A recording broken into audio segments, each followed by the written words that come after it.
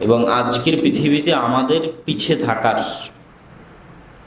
যদি সংক্ষিপ্ত কয়েকটা কারণ আমরা বের করি, তার মধ্যে একটা বড় কারণ বের হবে যে জ্ঞানের দিক থেকে আমরা অন্যদের চাইতে পিছিয়ে আছি। এই কারণেই আমরা সমগ্র পৃথিবীতে পিছিয়ে আছি। দেখা যাচ্ছে মুসলমানদের কাছে কোটি কোটি টাকা আছে আরব বিশ্বের কাছে, কিন্তু সেই টাকা দিয়ে যে অস্ত্র তারা কিনতেছে, ওই অস্ত্র বানানোর বিজ্ঞানী কারিগর নাই যে তারা নিজেরাই বানাবে। তো এরকম অসংখ্য দিক থেকে, জ্ঞানের দিক থেকেও মুসলমানেরা পিছিয়ে আছে।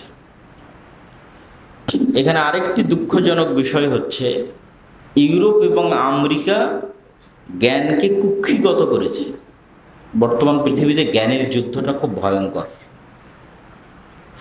জ্ঞানকে কুক্ষিগত করে নিয়েছে।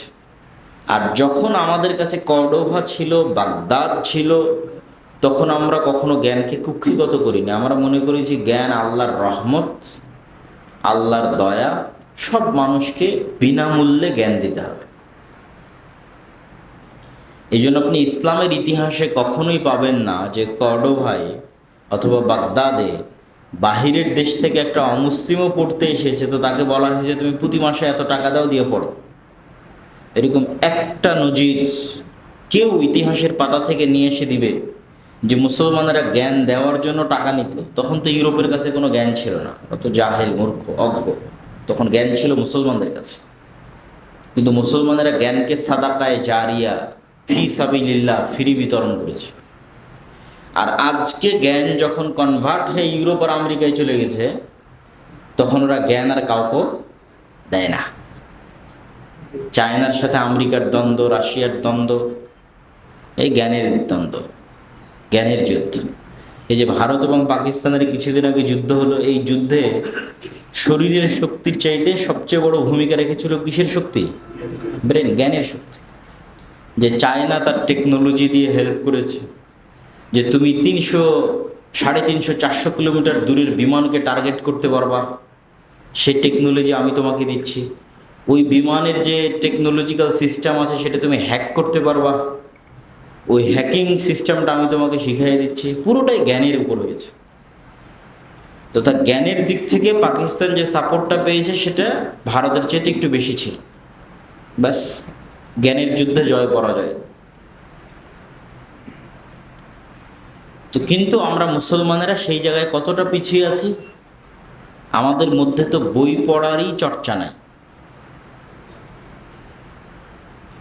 সৈয়দ মুজতবা আলী লিখেছে যে বাঙালির কাছে যদি টাকা থাকে তো সিনেমা হলে ঢুকতেও টাকা খরচ করতে কষ্ট হয় না, রেস্টুরেন্টে যায় খেতেও টাকা খরচ করতে কষ্ট হয় না, ভিন্ন জগতে যাবে বা দিনাজপুর কোথাও রামসাগর বা কোথাও বেড়াতে যাবে, সেখানে যেতেও টাকা খরচ করতে কষ্ট হয় না।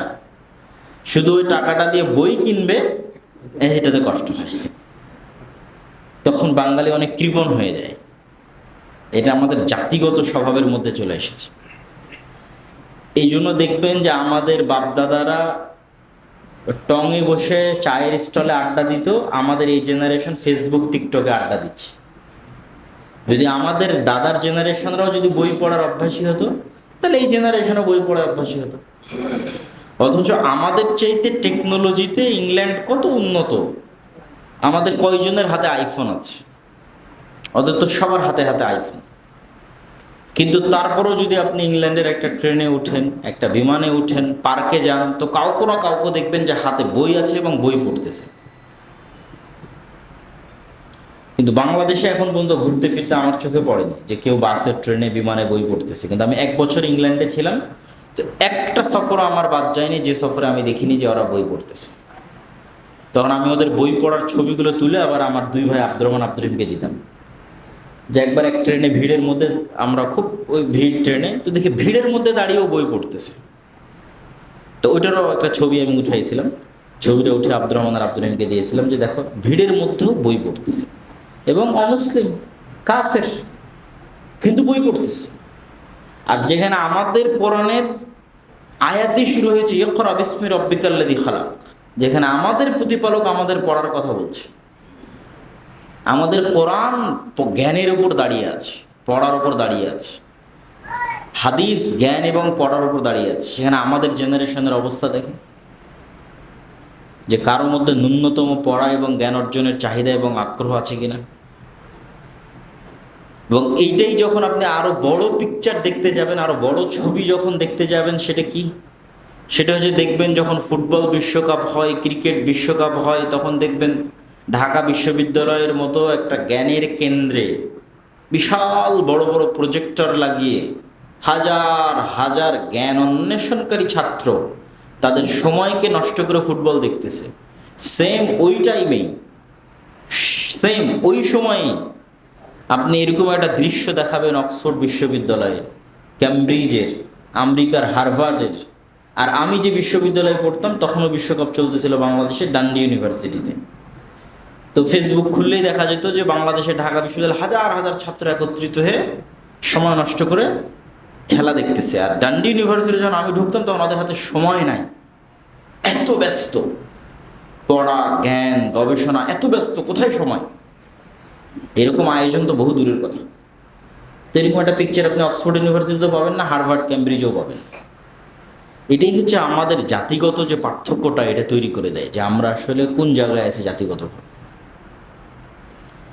এই জন্য শিক্ষা প্রতিষ্ঠান, জ্ঞান চর্চার কেন্দ্র, বই, প্রকাশনা, গবেষণা, লেখালেখি, পাঠাগার, লাইব্রেরি, এগুলো কঠিন কাজ, ধৈর্যের কাজ, কিন্তু এগুলোর মধ্যেই জাতির মুক্তি আছে। অবশ্যই যারা এই প্রতিষ্ঠান প্রতিষ্ঠা করছে, চালাচ্ছে, তাদের কি কষ্ট হয় না? তাদের কি দায়িত্ব বা টেনশন নাই? আছে। কিন্তু এটার মধ্যেই জাতির মুক্তি আছে, এবং এটার পিছনে আমাদের সহযোগিতা করা, সময় দেওয়া, শ্রম দেওয়া সবার নৈতিক দায়িত্ব, কর্তব্য।